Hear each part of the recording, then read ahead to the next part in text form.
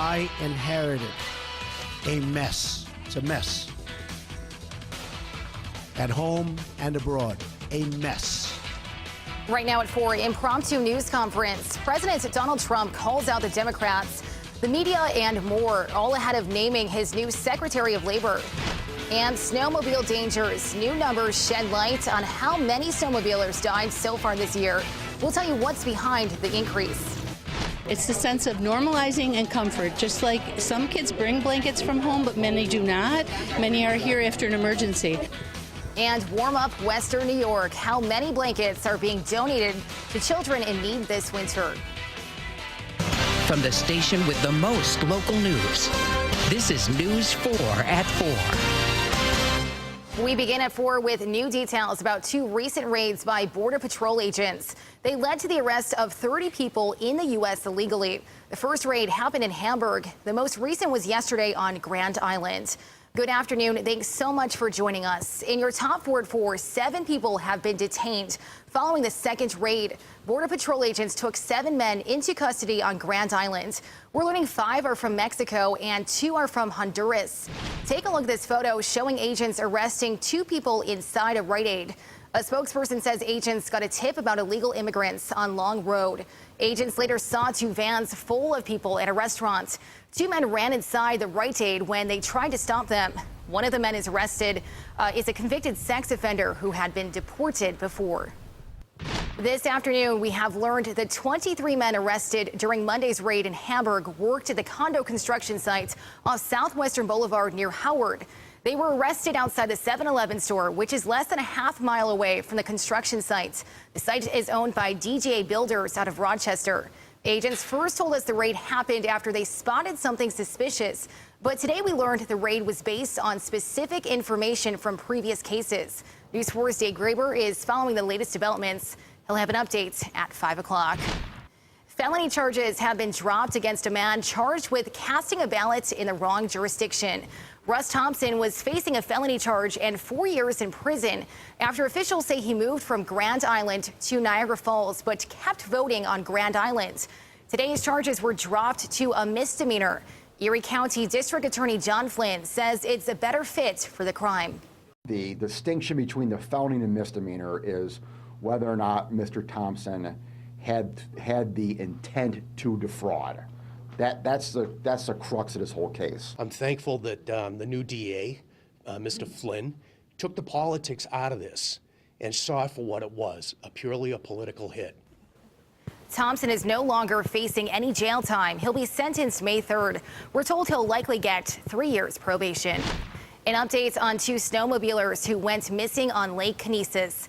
Authorities say they've now suspended the search. They say Christopher Copeland of Livonia and Jason Fluitt of Rochester went missing after their snowmobiles broke through ice. Crews searched for 4 days but didn't find their bodies. The Livingston County Sheriff's Office says they'll resume the search once the ice melts enough for crews to scan the lake with sonar.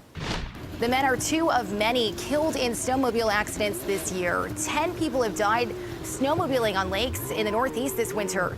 Most of the accidents happened in New York State. Officials warn a lot of lakes are not fully frozen despite recent snowfall. You'll want to be careful if you're heading out on the water this weekend. Forward meteorologist Andrew Baglini has more on that warning. Andrew? Yeah, Christy, it's going to be a gorgeous weekend for anything you have going on outside. But if that does include the lake, like we just heard, you got to watch out. That ice in many areas non-existent, and a lot of that where we are seeing the ice very patchy, very thin, and will be melting. Here's a look at the ice concentration on Lake Erie. The bulk of the ice around Long Point, Ontario, and then on the western end of the lake toward Toledo. But look at the ice concentration across the lake, about 8.4% in mid-February. It is not much at all. And that's why we continue to see lake effect events like what we saw last night. And we're continuing to see some of that lake effect snow this afternoon. So again, be careful out there.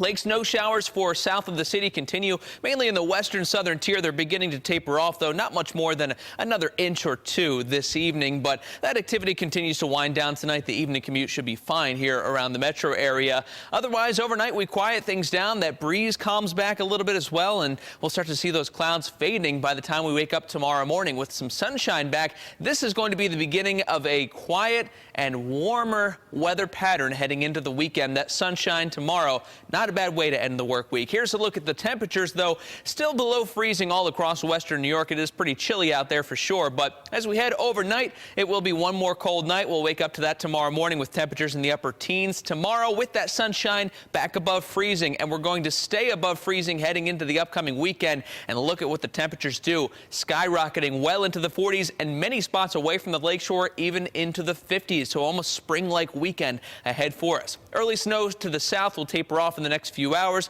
Otherwise, mostly to partly cloudy tonight. Coming up in my full 4 and forecast, we'll take a closer look at that weekend and how long this warmth will stick around.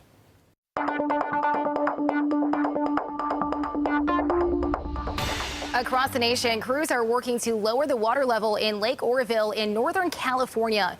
It's as they prepare for more rain in the area. Water from the 3,000-foot-long Oroville Dam spillway continues to push debris into the river nearby. The concrete span has eroded, causing water to flow over an adjacent hillside. Thousands of people were forced to leave their homes earlier this week. They've since been allowed back. Crews are still working to control the water.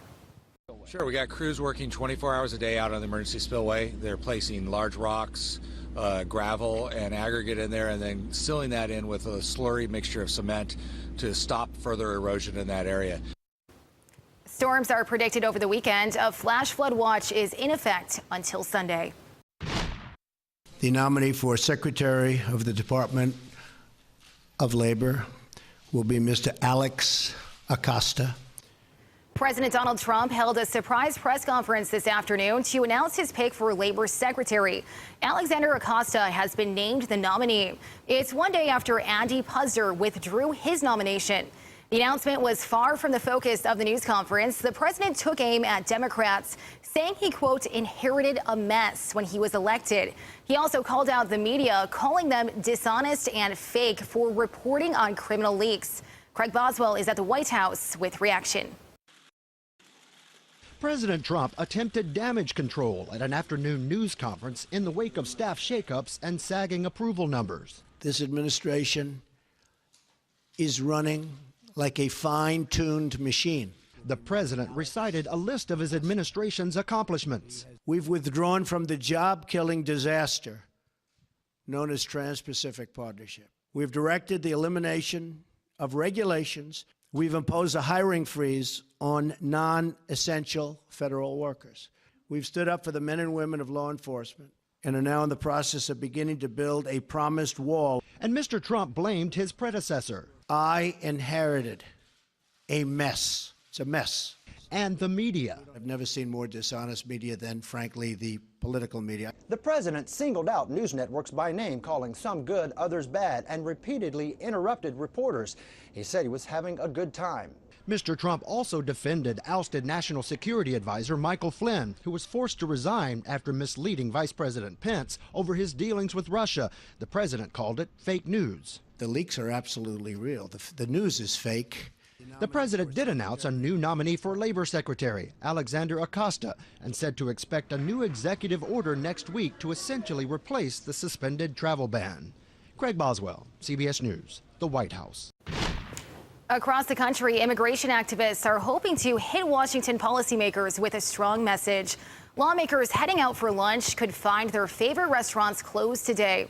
The grassroots Day Without Immigrants protest is happening today. The idea is to show what America would look like without the contribution of immigrants. Large demonstrations were held in major cities calling for change.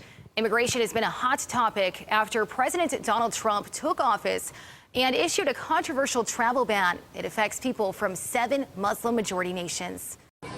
And we're just here to have a better living, and we are not criminals, we are not terrorists or any other. We're just here to have good living. That's all. The National Day Without Immigrants encourages immigrants to miss class, skip work, and not shop at other businesses. The goal is to show how much the country and economy relies on their work. Next on News 4, we talked to 2 teens in Grand Island working to help kids with cancer. An update on their progress and how you can help. And therapy is giving hope to some cancer patients. We'll show you how it's helping some women keep their hair and feel more like themselves.